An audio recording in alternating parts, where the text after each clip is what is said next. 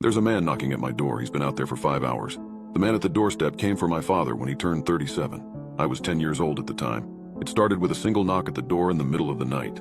Knock, followed by another. Knock, and so on. I heard the sounds first, and eventually so did my dad.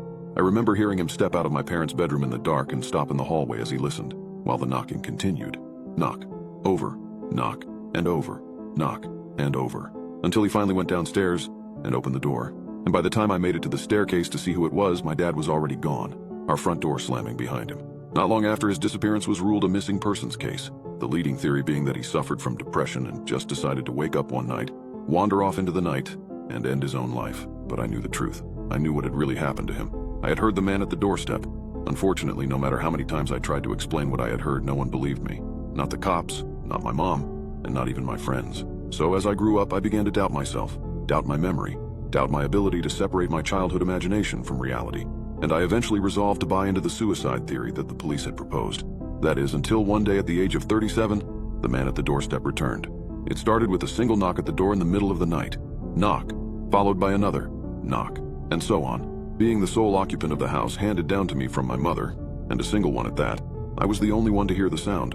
I stepped out of what was now my bedroom and formerly my parents' bedroom, in the dark, and stopped in the hallway as I listened, while the knocking continued. Knock, over, knock, and over, knock, and over, until I finally went downstairs. But unlike my father, I didn't open the door.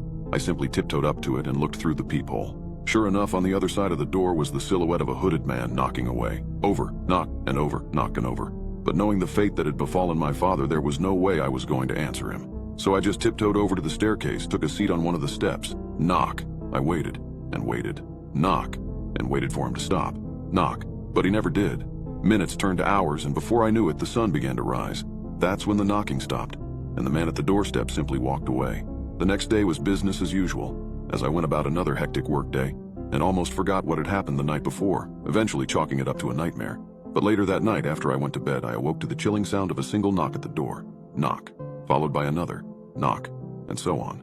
Once again, I tiptoed downstairs, looked through the peephole, and saw the same shadowy silhouette of a hooded figure knocking away at the door. Knowing that this was no dream, I went to the kitchen, grabbed a steak knife, and tiptoed over to the staircase, where I took a seat on one of the steps. Knock. I waited. Knock, and waited. Knock, and waited for him to stop. But he never did. Once again, minutes turned to hours, and before I knew it, it was 5 a.m. But sunrise was still an hour away, and I found myself beginning to lose it as I grew increasingly disturbed with every knock, single, knock, tap at the door, until eventually I couldn't take it anymore. And rather than calling the police or hopping out a window and running away, I worked up the courage to face my fears and opened the door. The hooded figure said nothing. He simply turned around and started walking away before turning back and gesturing for me to follow him. Still holding the steak knife, I felt compelled to do as he asked, and a few minutes later I found myself following him into the darkness of the forest behind my house, the only light of the moon shining through the trees. He didn't turn around once. He just kept walking, and walking, and walking. While I followed behind him, my sweaty hand struggled to keep a solid grip on the steak knife, and after walking for what must have been 10 minutes in the dark, he eventually took a seat by a smoldering fire and gestured for me to sit next to him. That's when he removed his hood and revealed a familiar face, that of my father. Dad? Isaac, where have you been and what were you doing at the house? Where, waiting, what, knocking? But why? It's time you knew the secret. Secret? We have something of a tradition in this family. What kind of tradition? But by the time I'd finished my question, I had already started to piece everything together. If the man at the doorstep took my father at the age of 37, and my father is now the man at the doorstep and I am at the age of 37, you're next in line, he said. But then what became of the last man at the doorstep, who I began to realize must have been my grandfather, I wondered. I'm glad you brought the blade, he said, looking at the steak knife that I'd brought from the kitchen. It's as if you knew, that you must kill me and take over my watch until your own child turns 37. But I don't have a child. Yet, Dad, I'm not going to hurt you. The tradition states that if you do not, I must kill you instead and end our bloodline once and for all. You kill me? Your son? Dad, I haven't been your father in 27 years. I'm something else. Now. That's when he pulled out a knife of his own. I stood up, my body shaking as he did the same. Don't make me do it. Just tell me you'll kill me, and I'll explain everything before you do, he insisted.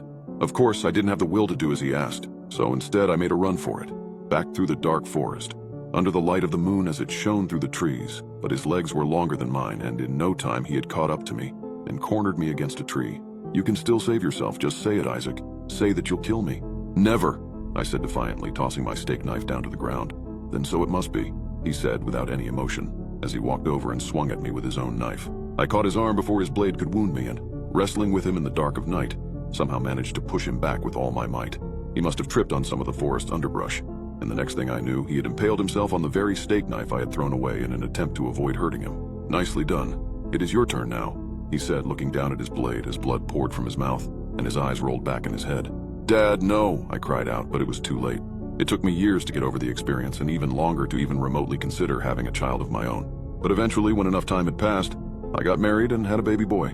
And while I would never, ever do anything to harm him, every once in a while I wonder if, when he turns 37, I might feel compelled to stand at his door and knock over and over and over, until he finally goes downstairs and opens the door.